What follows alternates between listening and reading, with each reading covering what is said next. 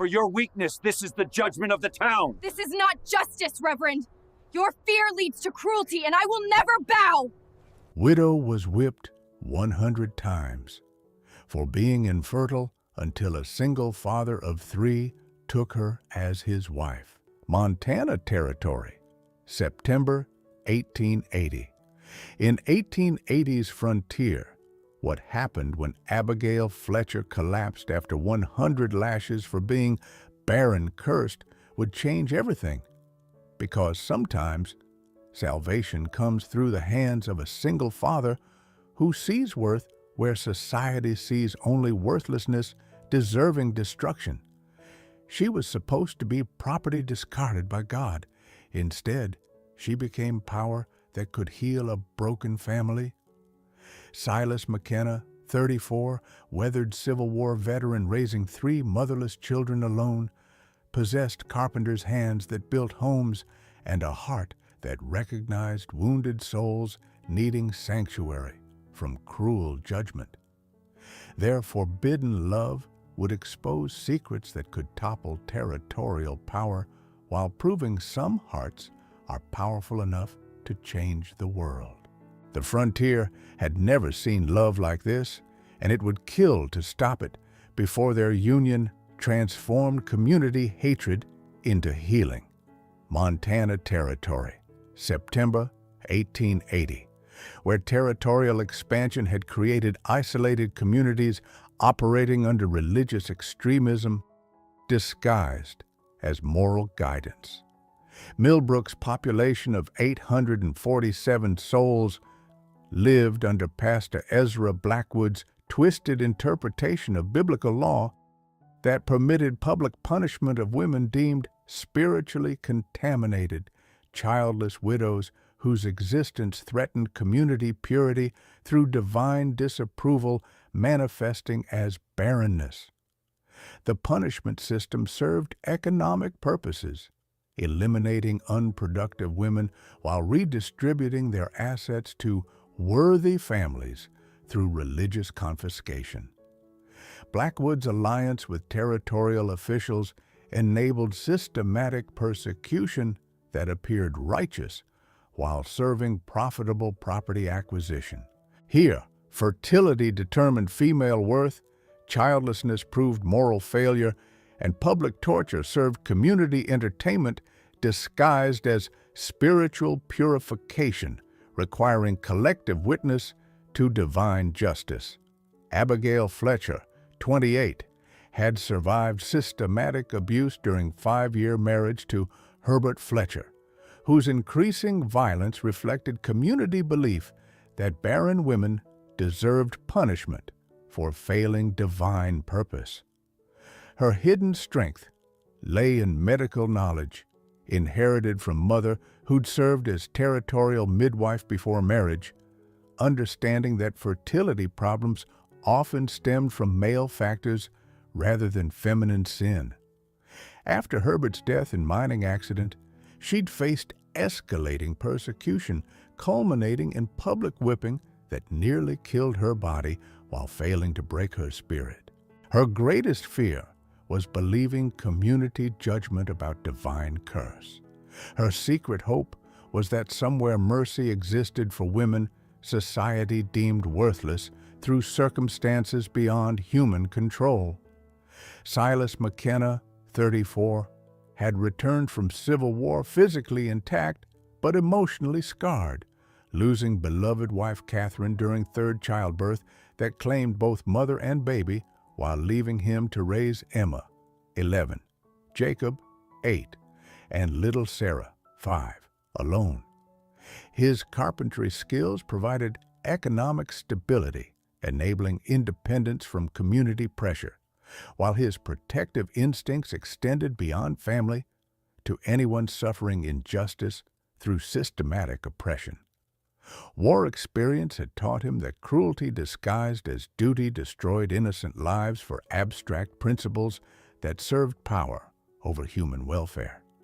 His faith emphasized mercy over judgment, actions over theology, individual worth over social categories that justified profitable persecution of vulnerable community members. External obstacles. Blackwood's religious authority demanding Abigail's continued punishment through systematic isolation. Community pressure maintaining her pariah status through economic boycotts. Territorial laws supporting religious persecution disguised as moral correction. Internal barriers, her internalized belief about divine punishment for feminine failure, his fear that protecting her endangered children's safety, both understanding that love made them vulnerable to enemies who weaponized caring against anyone challenging established order. Stakes escalated beyond romance. Their relationship threatened profitable systems requiring scapegoats to maintain social control through fear-based compliance with religious authority. "Sweet Jesus," Silas whispered when he found Abigail collapsed behind Morrison's livery stable, her torn dress revealing back shredded by 100 lashes that had left her near death from blood loss and infection. She wasn't supposed to argue back, but she did anyway.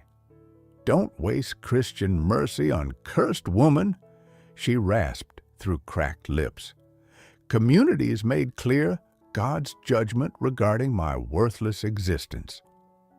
Communities made clear they enjoy torturing innocent people for entertainment disguised as righteousness," he replied, gently lifting her broken form despite her weak protests. "Real faith protects vulnerable folks instead of destroying them for sport."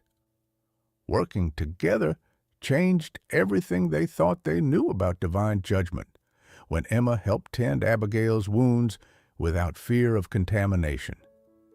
"Papa, why did they hurt her when she never harmed anyone?" "Because some people mistake cruelty for godliness," he explained while cleaning infected lacerations with patience contradicting assumptions about masculine nature. "True Christianity heals instead of destroys." Jacob's innocent question revealed family's moral foundation. "Will Miss Abigail stay with us? She seems lonely, and we got room for lonely people." Sarah's artistic gifts emerged through drawings of flowers decorating Abigail's sick room. "Pretty pictures help hurt hearts feel better," Papa says. Their children's acceptance challenged Abigail's belief about divine rejection. If innocent souls could see worth where community saw only curse, maybe God's judgment differed from human cruelty disguised as spiritual authority. "You're safe here," Silas repeated daily, while Abigail slowly healed in cabin, where his children learned compassion through witnessing father's care for woman community had condemned to death through systematic neglect. Trust developed through shared domestic responsibilities, her medical knowledge treating Emma's fever, her domestic skills improving household management, her literacy teaching Jacob reading, while Sarah learned herbal medicine that had sustained mountain families for generations. "Don't owe me anything except healing completely," he assured her during quiet evenings when conversation revealed character beyond social categories. "Just want you healthy, peaceful, able to choose whatever future brings happiness." "Haven't felt human kindness since Mama died," she admitted, vulnerability breaking through defensive walls built by years of systematic psychological abuse. "Forgotten what hope feels like when someone sees person instead of punishment. Every stolen moment brought them closer to point of no return as domestic partnership revealed mutual respect, transcending rescue arrangement, her strength complementing his protectiveness, her gentleness balancing his intensity, her wisdom guiding his determination to shield family from community hatred that grew more dangerous with each passing day." Their growing connection threatened carefully maintained emotional distance both had built around hearts learning to trust, despite past trauma that had taught them caring, led to devastating loss when enemies weaponized love against anyone challenging established power structures. Just when love seemed possible, everything went wrong when Pastor Blackwood arrived with church elders demanding Abigail's removal from Christian household. She was contaminating through unholy presence that threatened righteous children's spiritual welfare. McKenna, you harbor unrepentant sinner whose cursed nature defiles innocent family, Blackwood declared while examining household for evidence of moral corruption. Territorial law requires proper isolation of divine punishment cases until spiritual cleansing occurs through natural elimination. Natural elimination means death through systematic neglect, Silas replied. Understanding religious justification masked murder designed to steal property from vulnerable women lacking family protection. God's will regarding barren women requires community compliance, Elder Morrison added, revealing legal framework supporting systematic persecution disguised as spiritual guidance. Cannot permit contamination to spread through misguided charity.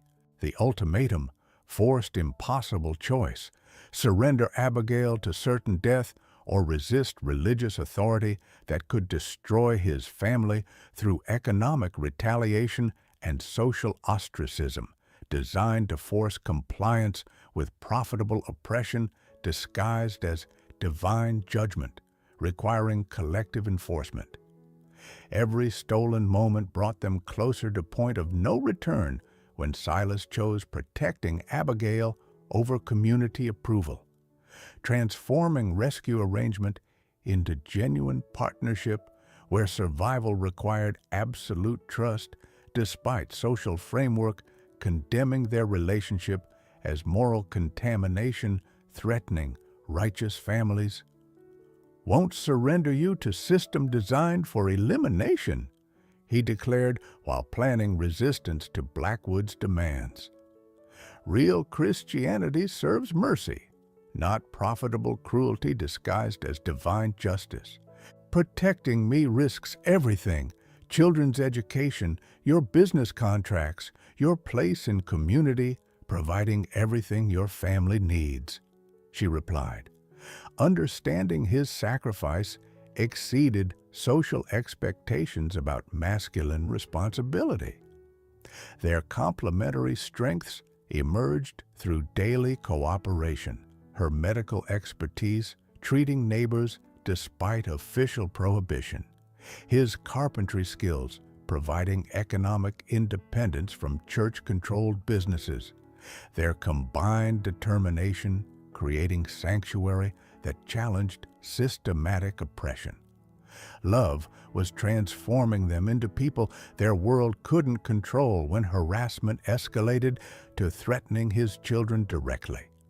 Community pressure designed to force abandonment of women whose presence supposedly endangered innocent souls, requiring spiritual protection. I love you, Silas admitted during evening, when honesty seemed safer than pretending their connection remained purely charitable. Started as Christian duty, become something deeper than mercy could explain. Been loving you since you chose protecting me over community approval, she replied, voice rough with emotion. Systematic dehumanization hadn't destroyed, but loving you brings divine curse upon family deserving God's blessing instead of punishment. The first kiss that changed everything happened at the worst possible moment, Emma discovering their embrace while Sarah asked if Miss Abigail would become their new mama, and Jacob wondered if loving cursed people made whole families cursed through contamination.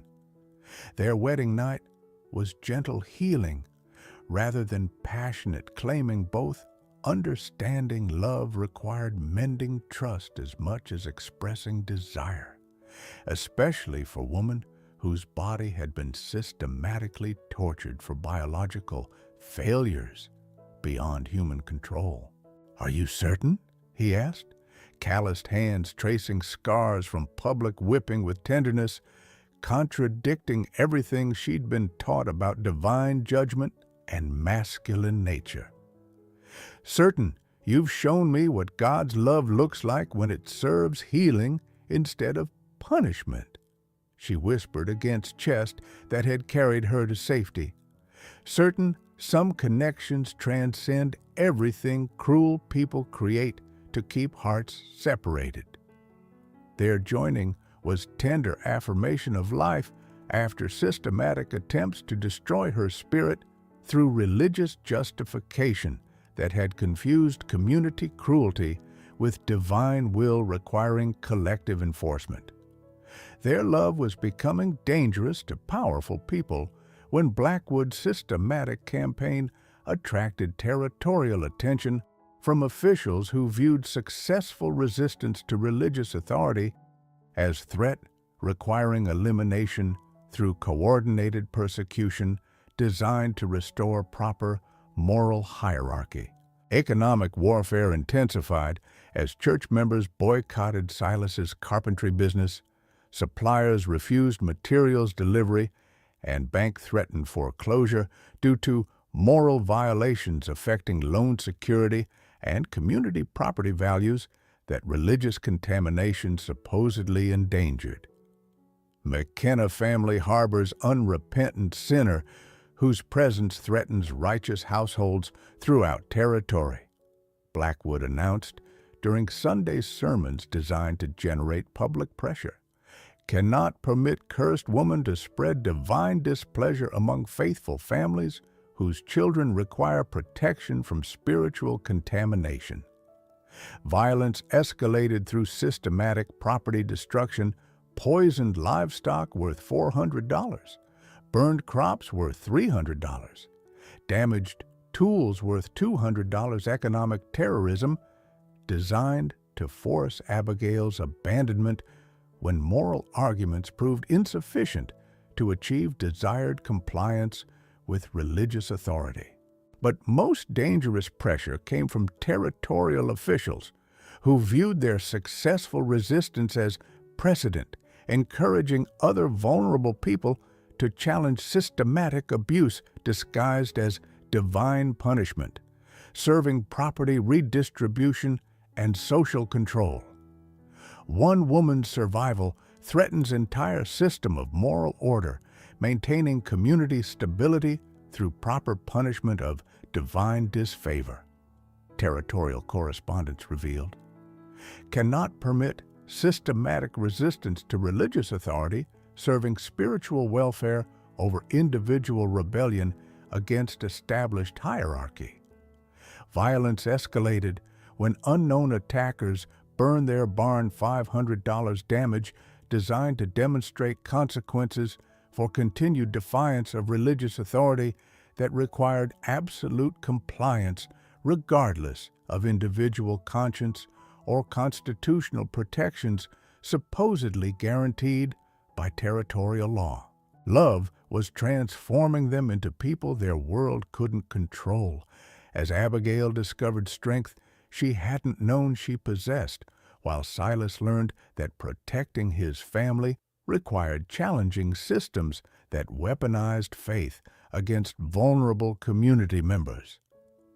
"You're not cursed, woman," they claimed, Silas told her during planning sessions where her strategic intelligence exceeded his practical experience. "You're a woman who survived hell with dignity, intact proof that real faith serves protection rather than persecution of innocent people." Abigail found courage through love that had seemed impossible during years of systematic psychological destruction. Never believed anyone could see worth instead of curse until you prove some people choose compassion over convenient cruelty, serving profitable oppression. Together, They proved individuals could challenge institutional evil when love served justice rather than mere personal satisfaction, creating family that transcended biological boundaries while inspiring community transformation through strategic resistance to systematic oppression disguised as religious devotion that had confused divine mercy with human cruelty, requiring collective enforcement through fear-based compliance. Losing each other revealed the depth of their love when Blackwood orchestrated sophisticated legal trap using territorial statutes permitting religious communities to remove children from morally contaminating environments while claiming guardianship over mentally incompetent adults requiring spiritual rehabilitation. Abigail McKenna, deemed mentally incompetent due to religious delusions and moral contamination, Judge Crawford announced during proceeding where religious extremism had corrupted legal process through systematic influence over territorial courts serving economic interests rather than constitutional justice. Emma screamed as social services separated their family. "Don't take Papa. Miss Abigail needs us." Her desperate plea echoed through courtroom where justice had been perverted to serve profitable oppression disguised as community welfare. Jacob's quiet tears broke hearts more than dramatic protests. "We'll be good if you let us stay together with Papa and Miss Abigail." Little Sarah clutched wooden doll Abigail had carved. "I want my new mama." But separation's true horror emerged when Blackwood privately revealed actual goal. "Your woman will die from complications during intensive spiritual purification. Children will be adopted by proper Christian families after suitable grief period. You'll accept solitary existence, serving appropriate penance for defying divine authority." The systematic psychological warfare began immediately. Children used as leverage against both adults' resistance, while Abigail faced renewed torture designed to complete spiritual cleansing through convenient elimination, and Silas confronted total destruction of everything making life meaningful rather than mere biological survival until death ended suffering caused by systematic oppression disguised as moral correction, serving community spiritual welfare. Apart, they discovered love made them complete, while separation threatened sanity. Through systematic psychological warfare designed to break anyone challenging profitable systems, requiring victim compliance with abuse disguised as spiritual purification, serving divine will. Abigail's treatment involved daily torture sessions designed to force confession that barrenness was divine punishment, requiring acceptance through submission to religious authority, understanding God's judgment better than individual conscience or constitutional law protecting citizen rights. Proper Christian women accept divine displeasure without resistance, Dr. Patterson lectured, while administering therapeutic punishments designed to restore spiritual submission. Your survival of righteous correction proves rebellious nature requiring intensive treatment until appropriate feminine obedience returns naturally. But isolation revealed Abigail's unbreakable core faith in authentic, divine mercy rather than profitable cruelty, sustained by memory of children who'd loved her despite community condemnation, strengthened by Silas's example of genuine Christianity serving protection rather than systematic persecution of vulnerable neighbors. Meanwhile, Silas faced psychological destruction designed to break fathers who dared challenge religious authority over family decisions. Your children weep nightly for Papa who chose cursed woman over their spiritual welfare, foster families reported, while threatening permanent adoption. Emma's smuggled letter sustained him. "Papa, we know you love Miss Abigail and us. God wants families together, not people hurting families." Jacob's carved cross arrived with message, "For Papa to remember, real God loves everyone." Sarah's drawing showed cabin with 5 figures holding hands. "Come home soon." Individual isolation forced both to understand their love served purposes beyond personal happiness, representing hope for anyone trapped by systems weaponizing religious authority against vulnerable people lacking power to resist systematic oppression through legal channels controlled by same corruption serving economic rather than spiritual interests. They would rather die together than live apart when opportunity arose for coordinated resistance requiring mutual sacrifice of safety for uncertain chance at freedom that honored their love and protected children they both cherished above personal survival. Rather face whatever comes as family united by genuine faith than accept separation serving profitable oppression disguised as divine judgment, Abigail declared during brief contact, enabled by sympathetic guard. "Rather die protecting family I love than survive knowing I abandoned everyone, giving life meaning beyond mere existence." Silas agreed. Understanding their escape plan required risking everything for possibility of authentic life together, serving love rather than fear-based compliance with systematic evil disguised as religious authority, requiring absolute submission regardless of individual conscience or constitutional protections. Together, they were unstoppable when climactic confrontation erupted during Millbrook's Harvest Festival, forcing community witnesses to observe systematic religious persecution that couldn't be hidden when conducted publicly, rather than in isolated locations where atrocities could be covered up. "Citizens of Millbrook," Silas's voice carried across packed town square where families had gathered for celebration. "Pastor Blackwood has tortured innocent women while stealing their property through religious persecution, serving his personal wealth rather than God's justice." The crowd's stunned silence shattered when Abigail stepped forward, bearing fresh scars from recent spiritual rehabilitation while holding Blackwood's private correspondence. "These letters prove Pastor Blackwood has murdered 8 women while confiscating their assets for personal enrichment, disguised as charitable redistribution serving church expansion. Their wedding would either be celebration or bloodbath, depending on community's choice between profitable oppression and constitutional justice.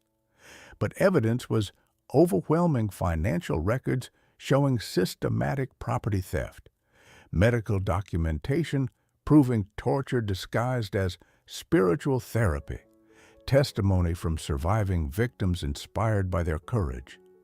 My sister died from Blackwood's purification while he stole our family farm," Thomas Morrison declared, stepping forward with other men whose relatives had been destroyed, claimed God demanded punishment for childlessness while taking prime grazing land for church development serving his private fortune. One by one, survivors testified about murdered daughters, stolen homesteads, systematic persecution that had enriched criminal network through religious extremism, serving economic interests over genuine spiritual guidance that authentic Christianity was supposed to provide. Emma, Jacob, and Sarah stood with Papa and Miss Abigail, their presence proving family love survived despite systematic attempts to destroy connection through separation and intimidation designed to force compliance with religious authority. Choose justice or continued accommodation of profitable cruelty, Abigail demanded while displaying torture scars.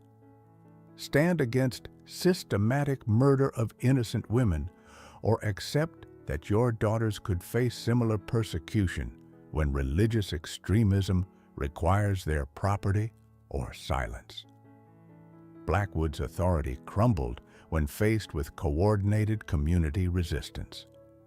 Federal marshals investigating religious persecution throughout territory, Sheriff Hayes announced, revealing months of secret documentation.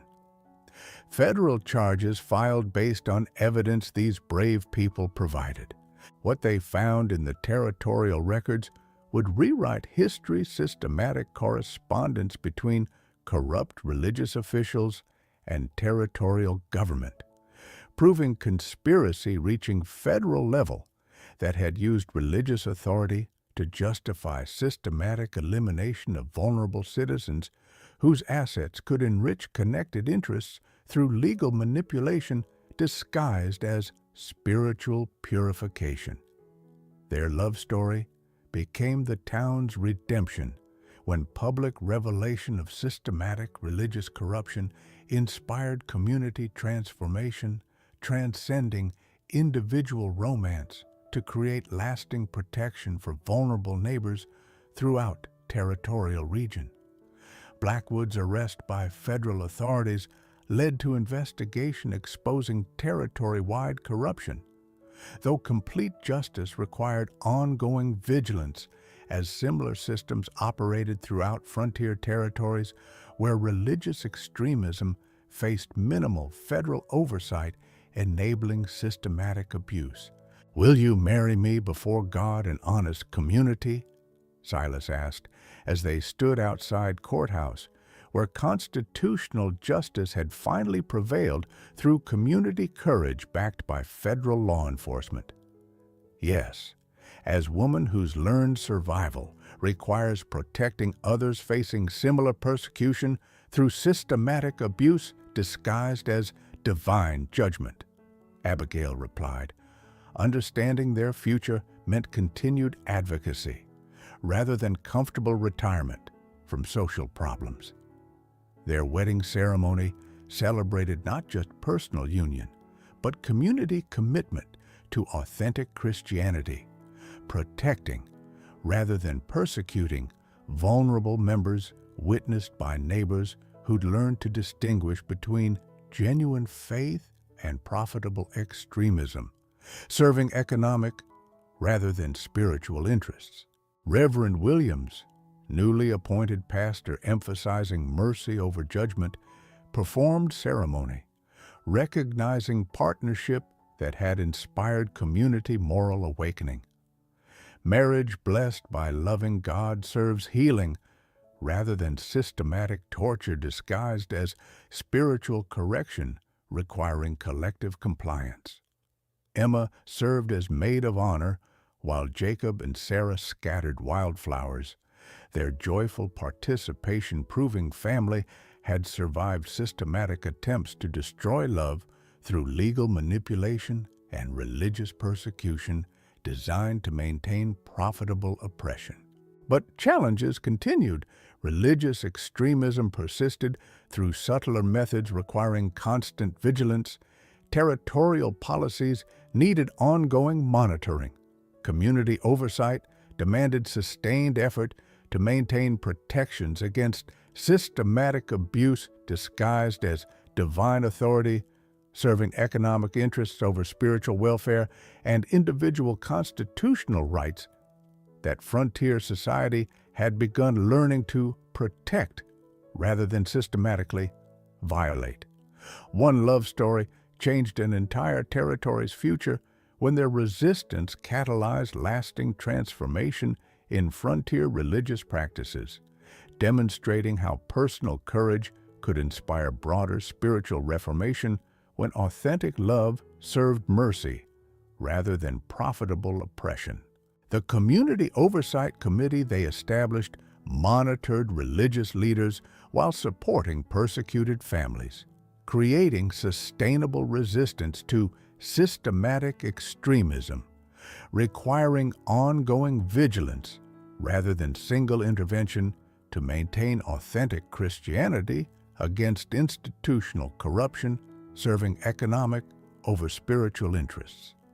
Abigail's advocacy helped 31 families recover stolen property, while Silas's testimony contributed to federal prosecution of territorial religious persecution network, proving their expertise served community justice rather than just personal satisfaction or individual welfare.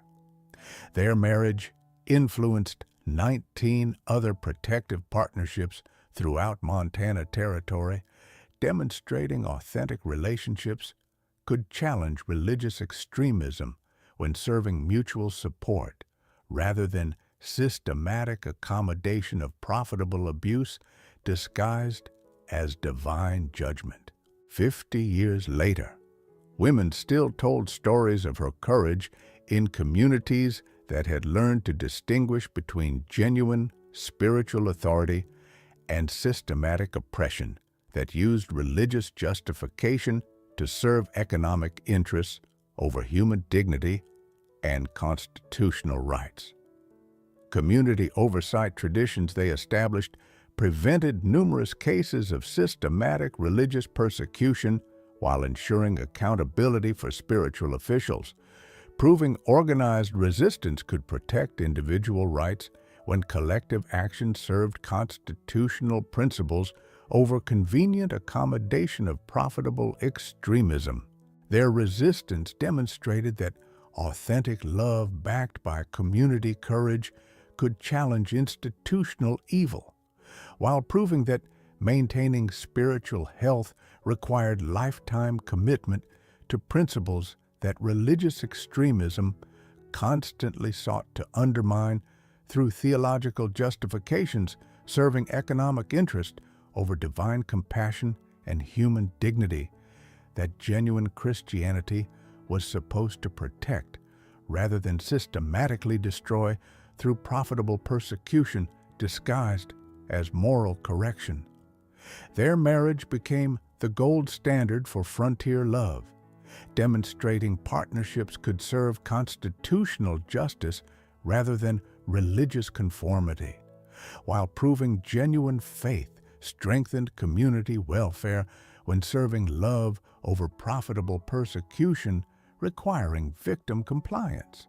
Abigail's homestead evolved into sanctuary for women fleeing religious extremism, while Silas's expanded workshop became training center, where families learned distinguishing authentic Christianity from systematic abuse disguised as spiritual authority, serving economic rather than divine interests. Their combined advocacy created frameworks protecting vulnerable individuals while building community resistance to religious persecution. Though progress remained fragile, requiring sustained effort against persistent pressure from interests preferring profitable control to costly justice. Emma, Jacob, and Sarah grew up understanding faith required protecting vulnerable neighbors rather than accepting systematic abuse, creating next generation committed to constitutional principles over convenient accommodation of profitable extremism, disguised as religious devotion that confused divine mercy with human cruelty. 20 years later, Montana statehood incorporated stronger religious oversight protections compared to territories where systematic persecution faced no sustained resistance, proving individual courage could inspire lasting institutional reform when serving collective welfare rather than personal interests. Abigail's advocacy work had directly helped 47 families recover stolen property while influencing territorial policies, preventing religious persecution disguised as community moral purification, serving economic interest over spiritual welfare, and constitutional protections. Their partnership methods had been adopted by reform-minded families throughout Western territories, creating networks of advocates monitoring religious officials while supporting persecuted families. Progress measured in specific protection rather than abstract transformation, requiring decades of sustained community effort. Community oversight traditions they established prevented numerous cases of systematic religious abuse while ensuring accountability for spiritual authorities. Proving organized resistance could protect constitutional rights. When citizens chose collective vigilance over individual accommodation of profitable extremism, serving institutional interests. In their later years, Abigail and Silas represented successful partnership, transforming individual survival into community service. Raising 5 children who continued advocacy while understanding spiritual progress required lifetime commitment to authentic principles. Their shared headstone inscription, "Here rest Abigail and Silas McKenna, who proved love backed by courage, can heal any wound cruelty inflicts." Some love stories are powerful enough to change the world.